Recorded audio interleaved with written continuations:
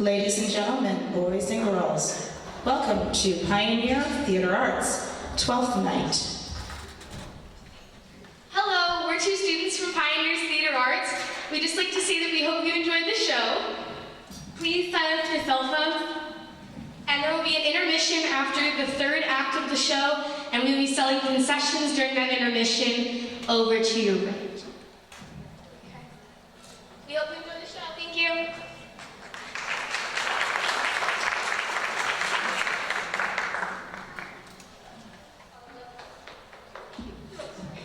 The Duke sends Viola to steal his love's heart, which is Olivia.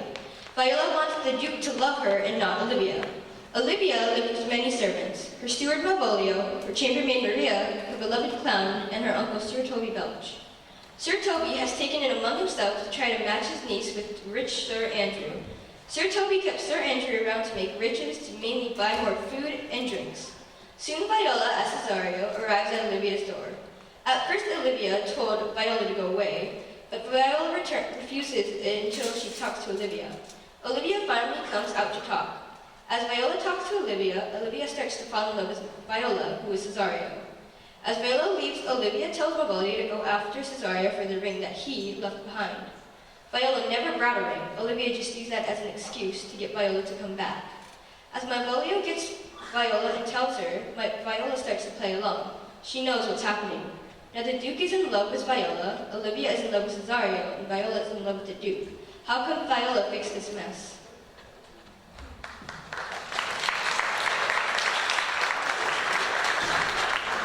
If music be the food of love, play on. Give me excess of it, that gorging the appetite may sicken, and so die. O spirit of love, how quick and fresh art thou. Play that strain again, that came over my ear like sweet sounds that breathe upon a bank of violets. Will you go hunt, my lord? What, Curio? The harp? Oh, why so I do. When mine eyes did first see Olivia, that instant was I turned into a hart, and my desires, the cruel hounds, have ever since pursued me. How now? What news from Olivia? So please, my lord, I was not admitted, but from her handmaid that you would represent. For 7 years she will not show her face, but by the night she will be veiled, walking with me. All this favor brother's dead love, she'll be fresh and lasting, shining in place. Oh, she has a tender heart to pay his debt of love to, brother. Just think how much more she will love a husband. Away, before me, the sweet beds of flowers. Love thoughts lie rich when canopied with bowers. What country is this, friends? This is Illyria, lady. And what should I do in Illyria? My brother, who's in heaven, perhaps he's not drowned. What think you, sailors? It is lucky that you yourself are saved. Oh, my poor brother, and so by chance may he be. True, madame. And to comfort you, assure yourself, after your ship did split, I saw your brother tie himself to a strong mast on the sea. My own escape gives me hope. Who governs here? The noble Duke, Orsino.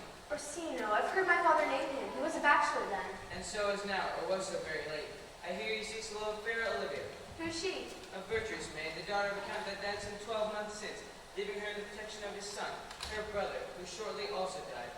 For whose dear love, they say, she has refused the company and sight of men. Oh, that I can serve that lady.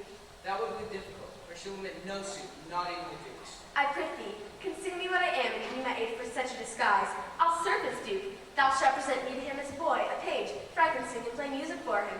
That will allow me very worthy service. What else may happen, time will tell, but keep my secret. Be you his page, and silent thou be. I thank thee. Lead me on. Sir Toby, you must come in earlier at night. Your niece, my lady, takes great care, surely hours. That drinking and merriment will undo you. I heard my lady talk a bit yesterday of a foolish knight you brought in one day to woo her.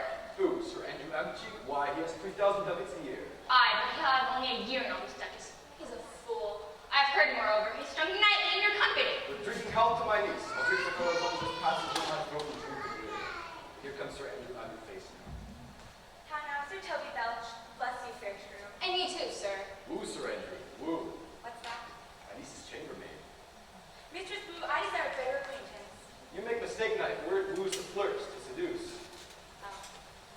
Mistress Fairly, do you think you have fools at hand? Sir, I'm not you by the hand. Oh, knight, thou means a cup of drink. When did I see thee so down? I'll be home tomorrow. Your niece will not see me. The Duke himself woos her. She'll have none of the Duke. I heard her swear it. There's still a chance. I'll stay a month longer then, for I delight in his trouble.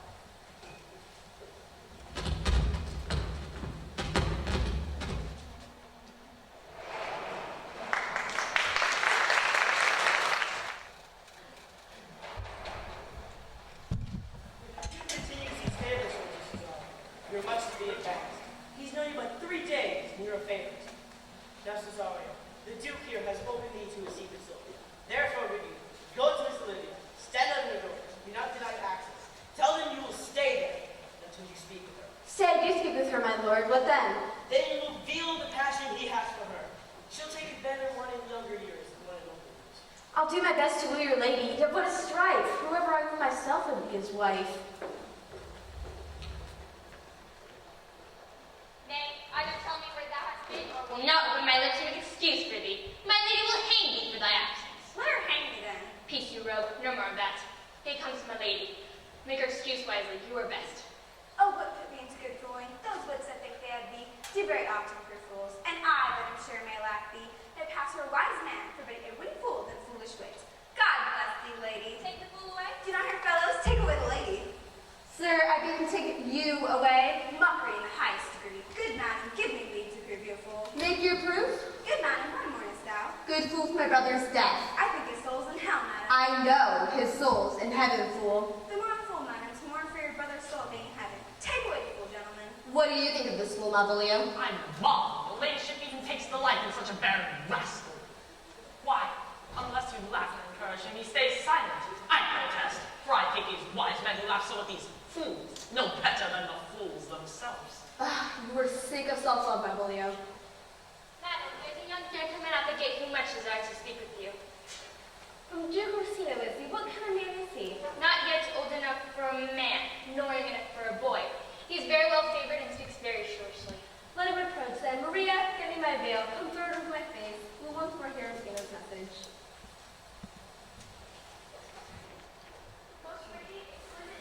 Well, beauty, I pray you, tell me to be the lady of the house, for I would hate to waste my script. It is excellently well written, and I have taken great pains to memorize it. Are you an actor? No, my profound heart, and yet I swear I am not what I play. Are you the lady of the house? I am. I will continue with my speech in your praise, and then show you the heart of my message. Come to what is important in it. Forget the praise. Alas, I have taken great pains to study it, and it is poetical. It is more likely to be feigned. Where lies your text? In Orsino's heart.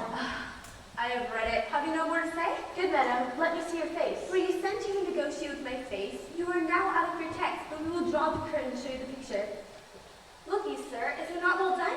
Excellently done. If God did all, 'tis true beauty indeed. Were you sent here hither to praise me? My lord and master loves you, of such love. How does he love me? With adorations and tears, with groans that thunder love and sighs of fire. Your lord knows my mind well. I cannot love him. He might have taken this answer long ago. If I did love you in my master's flame, I would find no sense in your denial. Why, what could you do? Write loyal songs of my unrequited love, shout your name into the hills, and make the echoing air cry out Olivia. You might do well. What's your parentage? Well, apart from my present situation, I am a gentleman. Gaze the Duke. I cannot love him, unless, perchance, you come back to tell me how he takes it. Fare you well. Farewell, fair cruelty. I am a gentleman, I'll be sworn thou art. Thy tongue, thy face, actions, and spirit show as much. Even so quickly may one fall in love. Well, let it be. Whoa, Malvolio! Here, madam, at your service. We're not after that. He this messenger. He left his ring behind him. Tell him I'll none of it. But if the youth comes for me, I'll give him reasons for it. Fare thee well.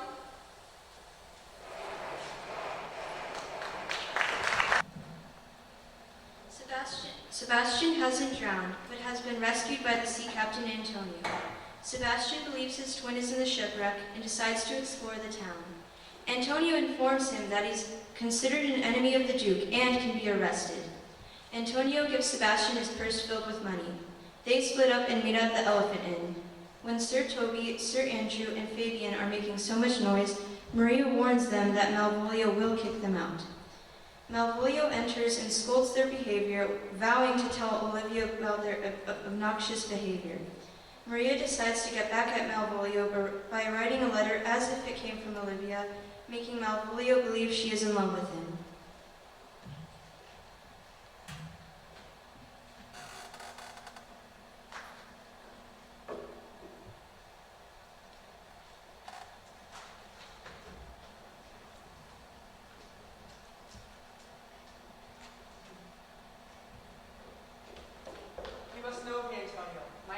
fashion.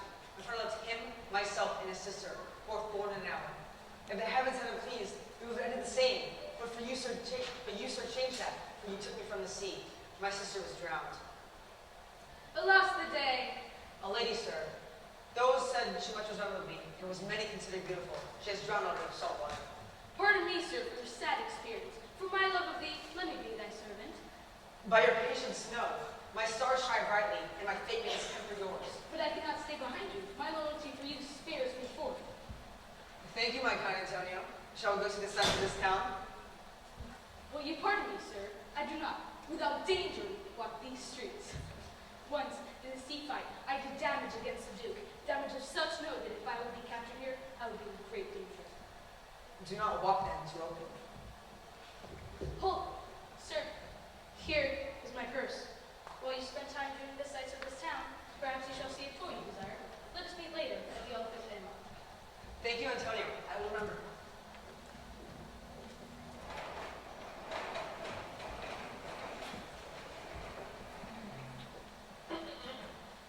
Well, you not just with the Countess Olympia. Yes, sir, I was.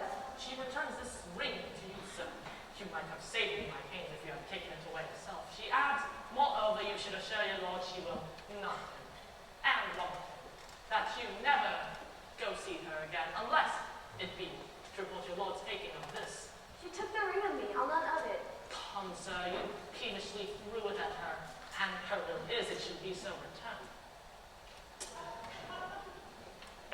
If it be one stooping for, there lies in her eye. If not, be it who finds it. I left a ring with her. What means this lady? Fortune forbid my outsides not charmed her.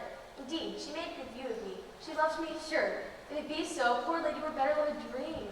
What will become of this? My master loves her dearly, and I, poor monster, fond as much of him, and she, mistaken, seems to dote on me. O time, thou must entangle this, not I. It's too hard a knot for me to untie.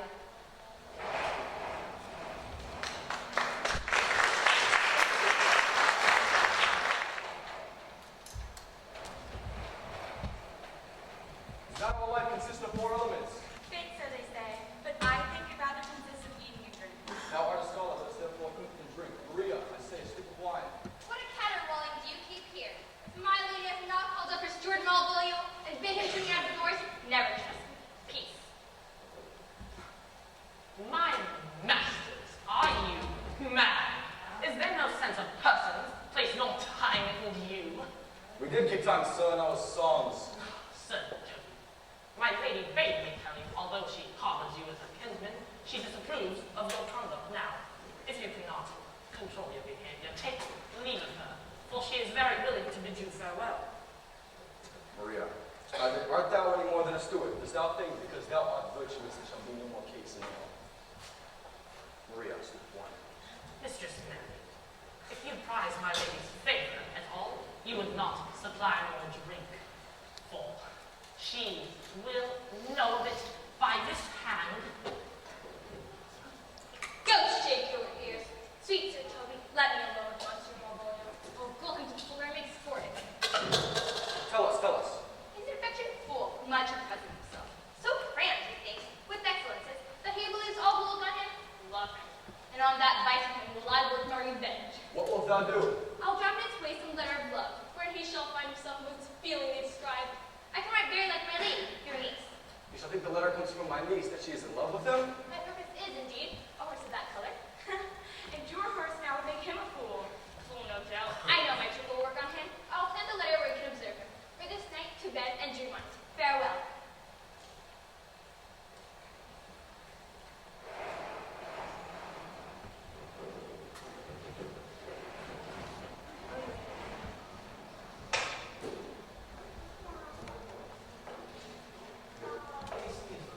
Come hither, boy. If ever thou shalt love, the sweet pangs of it remember me. Young though thou art, thine eye is stayed upon someone that loves. Is it not, boy? A little, by your favor.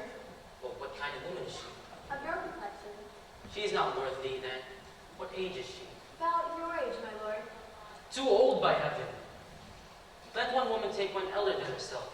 For boy, however we do praise ourselves, our fancies are more giddy and firm, or longing, wavering, and and sooner lost and worn than women's are. I think it will, my lord. Once again, Cesario, go to Dion, cruel Olivia, and tell her my love can bide no denial. But if she can't love you, sir. I cannot be so answering. But you must say that someone, as perhaps there is, has a great pang of heart as you have for Olivia. If you cannot love her, you tell her so. Must she not accept this answer? You cannot compare that love a woman can bear and that I feel for Olivia. Aye, but I know too well what love women may know. In faith they are as true of heart as we. We men say more, swear more, but our shows are more than will. For still we prove much in our vows, but little in our love. You shall then go to her. Give her this jewel. Tell her my love is more noble than the world.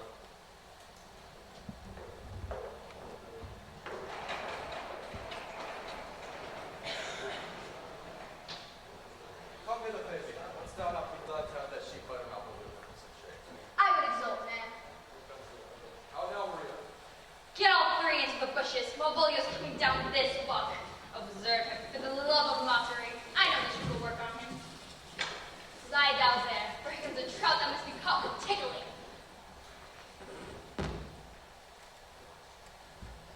Maria once told me Olivia didn't fancy me. Why? She showed me more respect than anyone else who follows her. What should I think? He's an overweening rogue. To be Count Malvolio, having been 3 months married to her, calling about my officers in my velvet gown, Oh, for a slingshot hit in the eye. telling them I know my place, as I would they know theirs, to ask for my kinsman, Sir Toby. He approaches and curtsies to me, and I extend my hand to him thus with austere regard. Does Toby not give you a blow to the lips then? Say, cousin Toby, my fortunes have granted me your niece. Give me the right to say, you must amend your drunkenness. Out, scab. Besides, you waste your time with a foolish knight. That's me, I want. One, Sir Andrew. What is here? By my life, this is my lady's hand. For whom is this meant? This wins him, liver and all. Jove knows I love, but who? Lips do not move, no man must know. If this should be Malvolio, I may command where I adore. Why, she may command me. I serve her, she is my lady. If this falls into thy hand, think on it. In my stars I'm above thee, but be not afraid of greatness. Some are born great, some achieve greatness, and some have greatness thrust upon them. Cast off thy humble ways and appear fresh. Be surly with servants and with your kinsman, Sir Toby. Remember who complimented thy yellow stockings and wished to see thee ever cross-gartered. Go to, thou art made if thou desirest to be so. If not, let me see thee a steward still, and not worthy to touch fortune's fingers. Farewell, the fortunate unhappy. Well, this is most clear. I will be proud. I will baffle Sir Toby and wash off gross commoners. I do not now fool myself, for everything here proves that my lady loves me. Oh, I thank my stars I'm lucky. I will be distant and proud in yellow stockings cross-gartered. Here's a postscript. Thou cannot help but know who I am. If thou entertainest my love, let it appear in thy smiling. Therefore, in my presence still smile. Dear, my sweet, I put thee. Jove, I thank thee. I will smile and do everything thou hast me do. Ha ha ha ha ha! I could marry this good lady for this device. Does the trick work upon him? Indeed it does. If you will then see the fruits of this work, mark his first approach before my lady. He will come to her in yellow stockings, a color she hates, and cross-gartered, a fashion she detests. And he will smile upon her, which will now be so unsuitable to her mood that I cannot but turn him into an annoyance. Come, bring us where he is.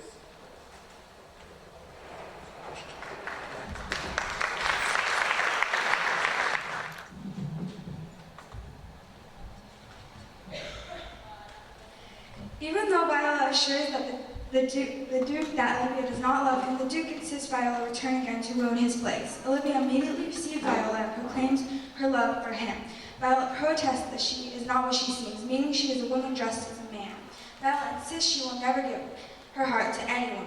Meanwhile, Sir Andrew notices Olivia's favor towards Cesario and plans to leave. Sir Toby challenges Sir Andrew to a duel. Sir Andrew is delighted with this new plan of action. Sir Toby and Fabian laugh at the thought of Sir Andrew fighting with Cesario because they both appear cowardly and weak. Malvolio appeared in yellow stockings cross-gartered and a large foolish grin. Olivia is perplexed with his behavior and fears his sanity. Olivia tells Sir Toby to take special care. Malvolio believes that this is all a plan for Olivia to catch him. Sir Toby proceeds to imprison Malvolio in a dark room, and he vows to keep him there until he becomes humble. Sir Toby finds Viola outside her house and convinces her there is an angry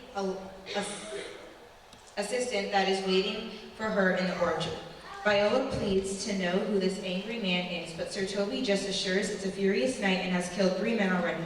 He leaves Viola with Fabian and then convinces Sir Andrew that Cesario waits for him with a drawn sword.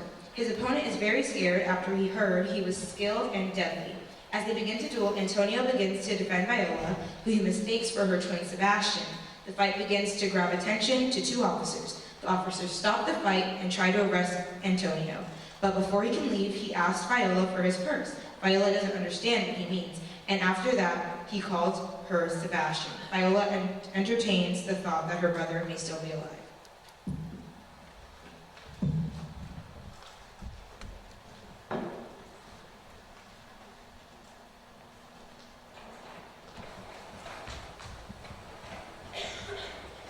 My duty, madam, and most humble service. What is your name? Cesario is my name, fair princess. I come to wet your gentle thoughts on the Duke's behalf. I bade you never speak of him again. But would you undertake another suit? I would rather hear than the music of the heavens. I did send a ring after you to force on you was shameful. What might you think? I pity you. That's a degree of love. No, not at all. Not what I seem. I wish you were what I have you be, Cesario, my honor, truth, and everything. I love thee so, and that all my pride, wit, and passion can no longer can no longer hide my passion. By my youth I swear, I have one heart that no man has, save I alone, and so I do give it, and nevermore will I come to plead in my master's behalf. Yet come again, for thou perhaps could change the heart which now detests the like of my love.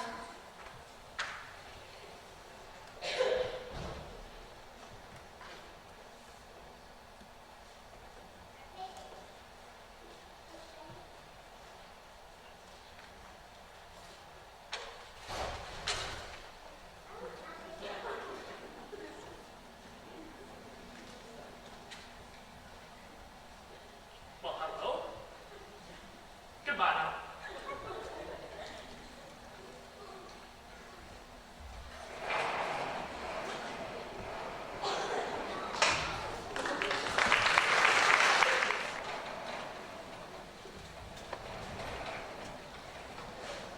I'll not stay a jot longer. Your niece showed more favor to Cesario than she ever showed me. This was great proof of her love for you. Will you make a fool of me? She showed favor to thee, Cesario, in your presence, only to put fire in your heart and awake your jealousy. You then should have banged thee into dumbness. She expected this of you, but you did nothing. You must commend it with so much hunter valor. I will challenge the Duke's suit for you. I used to take note of it. There's nothing that appeals more to a woman than a report of valor in a man. Most excellent. Where shall I find him? We'll call for you. I'll challenge the Duke's suit, but I think nothing can bring them together. The surrender's a coward. And thee, Cesario, bears no great look of cruelty. If you will lap yourself in stitches, follow me. Young old noble is past all impossible grossness. He's in yellow stockings. He obeys every point of the letter I brought to fool him. He does smile in his face to more lines than a new man. I can hardly be throwing things at him. Come, bring us where he is.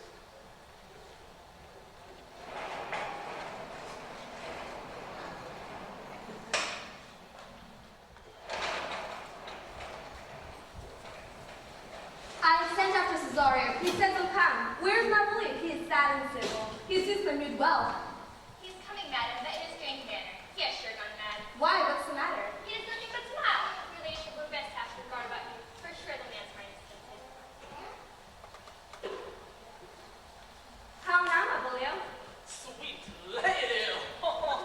Mad as thou, I send thee upon a sad occasion. Sad lady. Why should be sadness?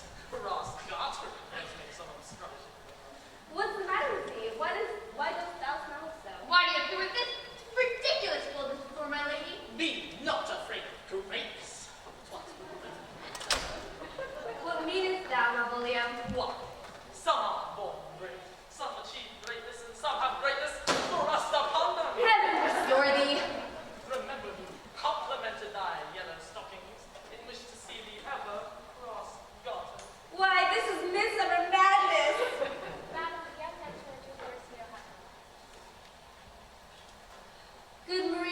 let my bully be looked to. Where is my cousin Toby? Let some people take special care of him.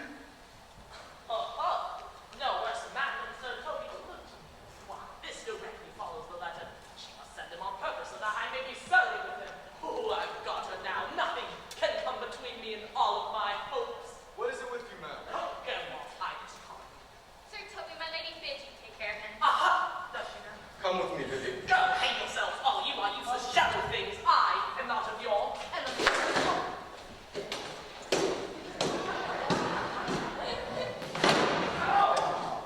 Is it possible he's fallen from the device so easily? Nay, the servant now lets the device be ruined. We shall make him mad indeed. Come, we'll put him in a dark room and bind him. My niece already thinks he's mad. We may carry it thus, for our pleasure and his penance, to retire of our pastime and have mercy on him.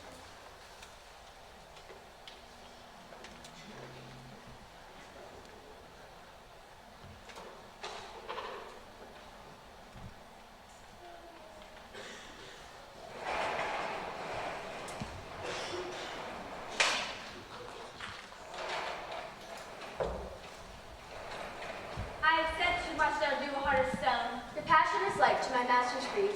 Here, wear this stool for me. It is my picture. Refuse it not. It has no tongue to vex you. I beseech you, come again tomorrow. What can I give you? Nothing but your true love for my master. How may I give him that which I have already given it to you? I will free you. Well, come again tomorrow. Well, come again. Well, come again tomorrow. I could be fairly well.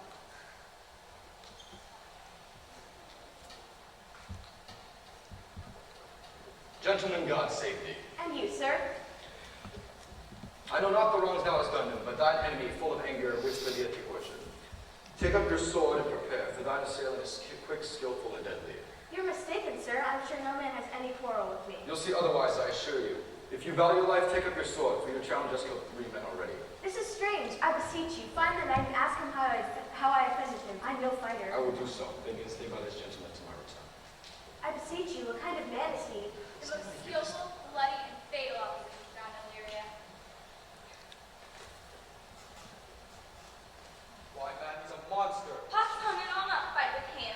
But he shall not be pacified. Bathing can scarcely hold him back. If I had known he was so brave and skilled with his sword, I'd never have challenged him.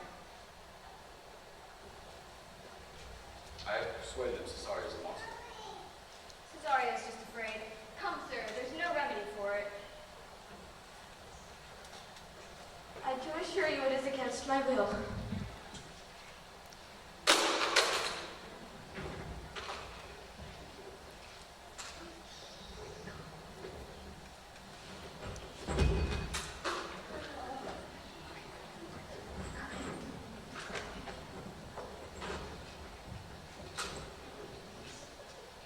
And fight!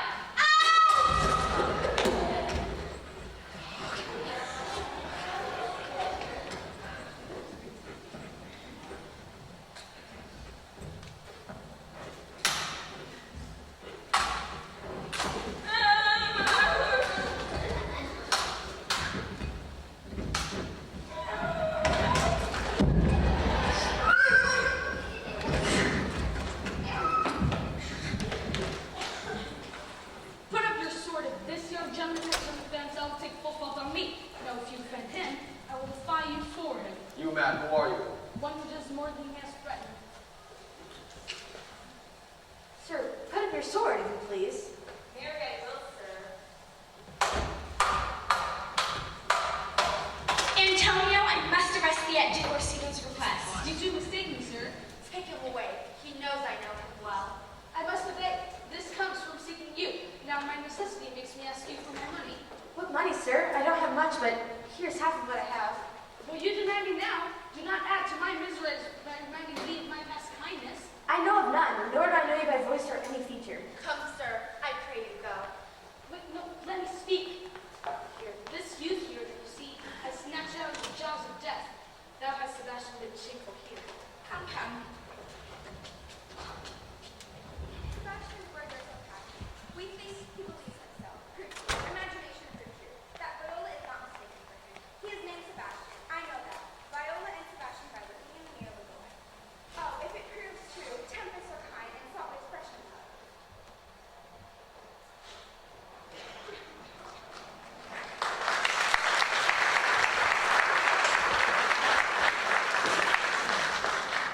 staff is fine very well. English is heavy. While wandering the streets of Illyria, Sebastian passes by Olivia's house. Sir Andrew spies him, and mistaking him for the timid Cesario, slaps him. Sebastian is shocked at the stranger who assaults him with no cause, and so he begins to beat on Sir Andrew. Sir Toby, Fabian run over and hold Sebastian back. Angry and confused, Sebastian draws his sword and challenges Sir Toby to a fight. Just in time, Olivia runs out to stop them. She scolds Sir Toby and apologizes to Sebastian, also mistaking him for Cesario. Olivia invites Sebastian inside, claiming the fight has frightened the half of his heart that is hurt. By this time, Sebastian thinks he has either gone mad or is dreaming. First, he is attacked by strangers, and then a beautiful woman, acting loving and familiar, invites him into her home. Sebastian decides to go with his good fortune and accepts Olivia's invitation. Later, as Sebastian lounges in Olivia's garden, he ponders the day's events. He wonders what has happened to his friend Antonio, for he couldn't find him at the Elephant Inn, and who this beautiful woman who has taken him into her home. He thinks maybe she is mad, yet she carries herself so gracefully. Olivia interrupts his thoughts by introducing him to the priest and asking him to marry her. Not believing his good fortune, Sebastian agrees to the marriage.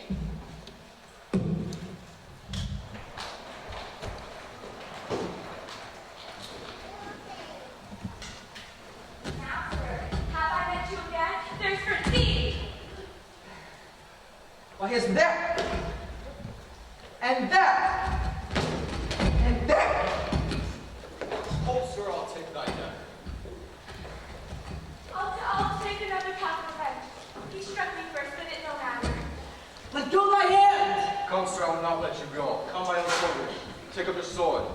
If thou dare tempt me further, draw thy sword. What, then I must have an ounce or two of your blood, then. Oh, Sir Toby, stop! Will it ever be thus? Fit only for the night of caves where man was never taught. Out of my sight. Dear God. I believe, gentle friend, be not angry. Come to my house and see how many places rugged as botched step. You cannot but choose to go. Please do not deny me. Shame on him. He is shame on him. He is frightened the half your heart that is mine. What is this? Am I mad? Well, this is a dream. If it's a dream, still let me sleep. Nay, come, I believe. Madam, I will.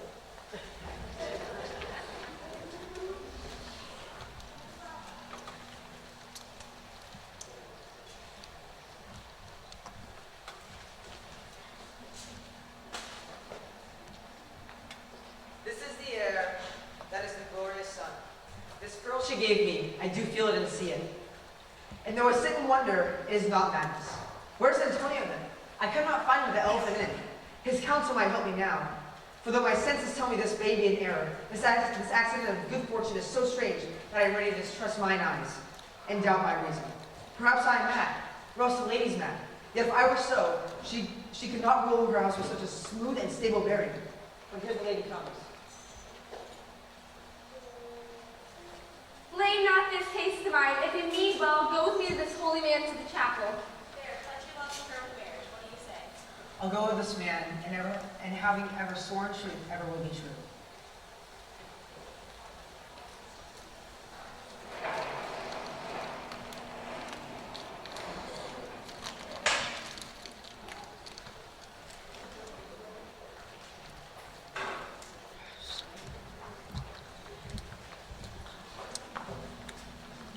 The Duke and Viola come together to Olivia's house. The officers approach, holding Antonio, who accuses Viola of betraying him. Olivia then enters the scene, and since she has married Sebastian, mistaking him for Cesario, she calls Viola husband. The Duke understands that Olivia has fallen in love with this page. Viola insists she has not married Olivia, but the Duke will not listen. Olivia calls for the priest, who then confirms her story. Sir Andrew staggers, holding his wounded head. He claims Cesario has beaten him and Sir Toby. He accuses Viola of battery, and she, even more confused than before, denies the charge. Viola has been accused of betraying Antonio as Sebastian. The Duke as Cesario and hurting Sir Andrew and Sir Toby, when in fact Sebastian has done the damage. During the confusion, Sebastian approaches Olivia to apologize for hurting Sir Toby. Everyone is amazed as it seems there are two of the same person standing there. Viola, realizing her brother is alive and well, finally reveals he is a woman in men's clothing. When the Duke sees this, he realizes he has loved Viola all along and asks her to be his wife. Fabian and the clown enter with a letter from the imprisoned Malvolio. He writes that he is completely sane and has been wronged. As Fabian reads, Malvolio brings Olivia the letter written by Maria. She tells Malvolio that someone has played a trick on him. Fabian claims that he, Sir Toby, and Maria are responsible for the trick. In return, for Maria's part of the joke, Sir Toby has happily married her. Malvolio, realizing he's been the butt of this clever joke, storms off, vowing revenge.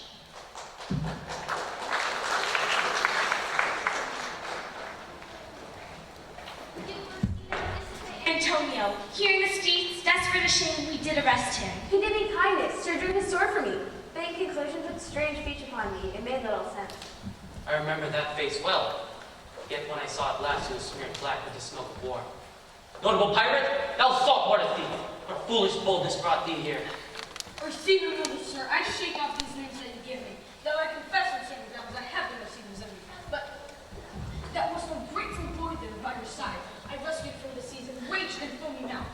Then, in a moment, he denied me my own purse, which I had taken him not half an hour before. How can this be? When came he to this town? Today, my lord, and for 3 months we did keep company. Here comes the Countess. Now for heaven walks on earth. But for thee, fellow, thy words are madness. This youth has served the Duke for 3 months now. But enough of that folly. Take him aside. Cesario, you did not keep your promise to me. Madam? What do you say, Cesario? My lord would speak. My duty hushes me. If it be the same old tune, it is offensive to mine ears. Still so cruel? Still so constant. Hear this. You disregard my love, and now I partly know who removed me from my true place in your heart. This is your minion, whom I know you love. I will tear him out of your favor, where I shall be instead. And I, most happy and willing to bring you peace, 1,000 deaths would die. Where goes Cesario? After him I love, more than these eyes, more than my life, more than ever I shall love a wife. Has it been so long? Call forth the Holy Father. Come away.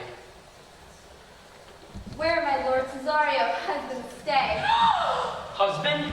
I, husband, can ye that deny? No, my lord, not I. Has it been so long?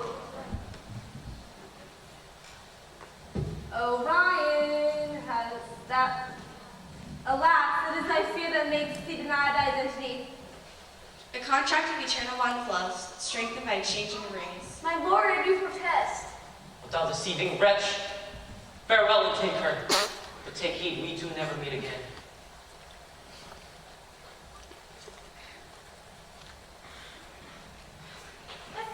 Surgeon, never catch me to Sir Toby. What's the matter? He has broken my head across and has given Sir Toby a bloody coxcomb too. Who has done this? The Duke's gentleman, Cesario. We thought he was a coward, but he's a monster. But here he is. Why do you speak to me? I never hurt you. You drew your sword upon me without cause, but I hurt you not. Get him to bed. Let his hurt be looked to. I'm sorry, madam. I have hurt your kinsman. I do receive his offending. Pardon me, sweet girl. Even for the vows made to her so recently. One voice, one face, one habit, and 2 persons. Antonio, my dear Antonio, have the hours tortured since I have lost thee? Sebastian, are you? How have you made division of yourself? An apple, Tustin too, is not more twin than these 2 creatures. Which is Sebastian? Most wonderful. Do I stand there? I never had a brother. I had a sister who the cruel waves have drowned. What kin are you to me? What parentage? What name? Of Mescaline, Sebastian was my father, and my brother too, so when he suited to his watery too. If you were a woman, I would shed tears and say, welcome, welcome, drowned Viola. If nothing keeps us from happiness for this masculine attire I wear, let me show you my maiden clothes. I am Viola. Lady, this is how you come to be mistaken. I shall also share in this most happy event. Boy, that was said to me 1,000 times, thou could not love a woman like thou lovest me. And all those sayings will I swear again and again. Give me thy hand. Let me see thee in thy woman's clothing.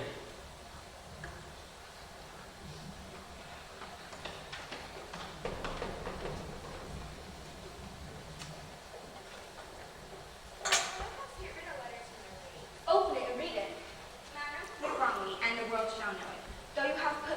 darkness and giving your drunken cousin rule over me, my senses are as clear as your ladyship. I have your own letter that induced me to my behavior, which will do myself as right and you much shame. Think of me as you please. The madly is Malvolio. See and delivered. Fabian, bring him hither.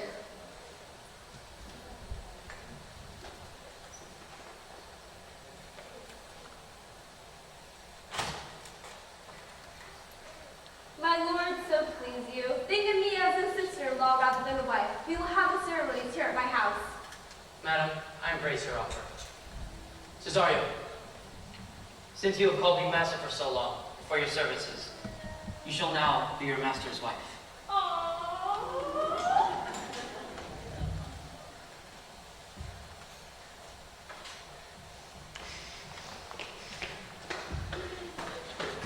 How now, Malvolio? Lady, you have done me wrong. Notorious wrong. Have I, Malvolio? No. Lady, you have bringing me this letter. Tell me why you have shown me such a favor. Bade me come smiling to you in yellow stockings cross-gartered, and I, acting as you requested, was imprisoned by you, kept by you in a dark house. Tell me why! Alas, Malvolio, this is not my writing. Though I confess it is similar. It is Maria's hand. A joke has been passed upon thee. But when we know who is responsible for it, thou shalt be the judge of thine own case. Dear madam, hear me speak. Most freely I confess that Sir Toby and I set this advice against Malvolio to punish him for his uncourteous and pompous behavior. Maria wrote the letter at Sir Toby's request, and in return, he has married her. This joke should cause more laughter than need for revenge. Alas, poor fool, how they have baffled thee. Why, some are born great, some achieve greatness, and some have greatness thrust upon them. I'll be revenged upon the whole pack of you. And you do it notoriously wrong. He has been most notoriously abused. Pursue him and make peace with him. Meantime, sweet sister, we will stay. Cesario, come.